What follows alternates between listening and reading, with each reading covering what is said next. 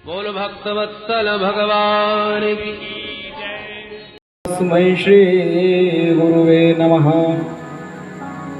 गणनाथ सरस्वती रवि शुक्र बृहस्पति पंचैतान् संस्मरे नित्यं वेदवाणी प्रवर्तये। मित्रों, आइए आज हम जानेंगे तर्पण के बारे में।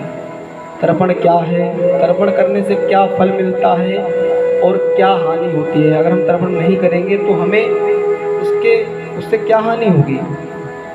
तो कहा गया है एकैकस्य तिलैर्मिश्रांस त्रीन् दद्या जलांजलिं यावत् जीवकृतं पापं तत्क्षणादेव नश्यति। एकैकस्य अर्थात एक एक पितर को तिल मिश्रित जल की 3-3 अंजलियां देने से हमें जन्म भर के जो हमने जन्म भर के पाप किए होते हैं वो हमारे क्षय हो जाते हैं। और इसका तात्पर्य लेकिन आप ये ना समझें कि हम पूरे जीवन पाप करें और बाद में तर्पण कर लेंगे। महाराज ऐसा नहीं है, लेकिन ये शास्त्रों को प्रमाण दिया गया है। और अगर हम नहीं करते हैं तो क्या होता है। कहा अतर्पिता शरीर द्विरम पिबंती। मानव जीवन जो हमारा है वो बेकार होता है अगर हमने तर्पण नहीं किया।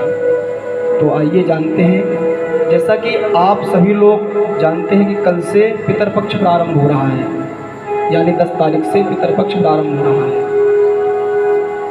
तो पितरपक्ष की वैसे तो कई प्रकार की विधि हैं। पितरपक्ष की वैसे तो कई प्रकार की विधि हैं। तो आप जो हमारा मेन है पितरपक्ष, उसमें हम तर्पण करेंगे पितरों के लिए, तो उसको जानेंगे।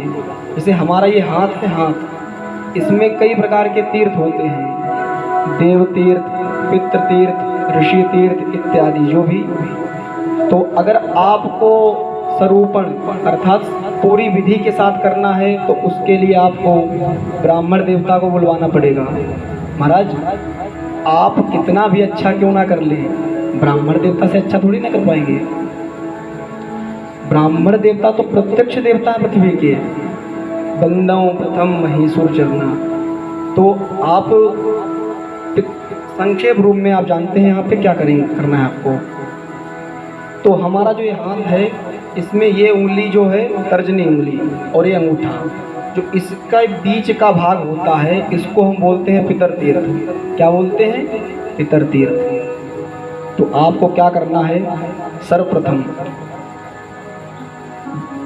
जल, तिल और यव अर्थात जौ, दूध इत्यादि जो भी चंदन आदि सामग्री है उसे ले लेना है।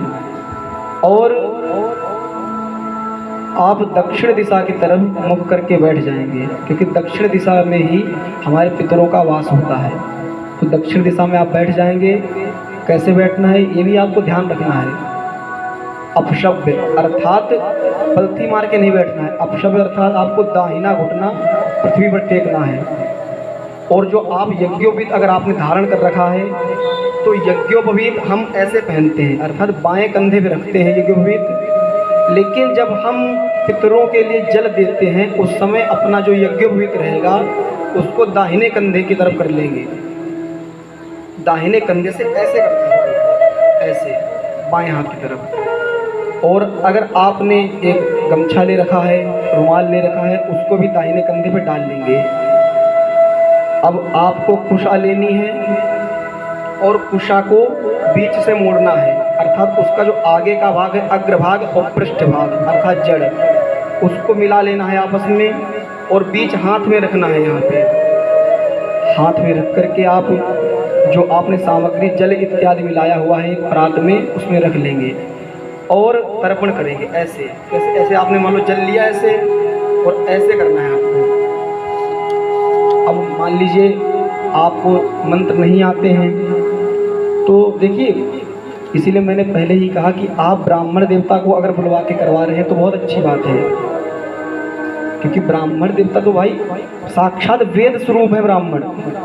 आप ब्राह्मणों को बुलाइए, उनसे करवाइए। यदि आप सामर्थ्य अनुसार हैं तो, अथवा आप सामर्थ्य अनुसार नहीं है फिर भी आप एक दिन तो ब्राह्मण देवता को अवश्य बुलाइए। तो अब आपको मान लो अपने पिताजी का गोत्र तो पता ही होगा, तो आपको बोलना है अस्मद पितामह। पितामह होता है बाबा जी के लिए और प्रपितामह होता है पर बाबा के लिए, और अस्मद पिता अर्थात अपने पिताजी के लिए। और हाँ, एक बात का ध्यान रखना है, जो व्यक्ति जीवित है उसके लिए तर्पण नहीं करना है आपको, नहीं तो आप सोचे पंडित जी बता रहे हैं हम सबके लिए कर दें। तो अस्मद पितामह अमुक गोत्रोत्पन्ना प्रियंतान नमम या तस्से सुधा नमः। और अगर आप यह भी नहीं बोल पा रहे हैं तो आप बस मन से कर लीजिए कि हे भगवान, हम अपनी दादी के लिए, उनका ये गोत्र था उसके लिए तर्पण कर रहे हैं, आप उनको जहाँ भी वो विराजमान है वहीं उनको सुख शांति प्राप्त हो। जय श्री राधे, जय श्री श्याम। और एक बात और, अगर वीडियो अच्छा लगे इसको लाइक कीजिए, सब्सक्राइब कीजिए, और अगर नहीं भी अच्छा लग रहा है फिर भी सब्सक्राइब कर दीजिए।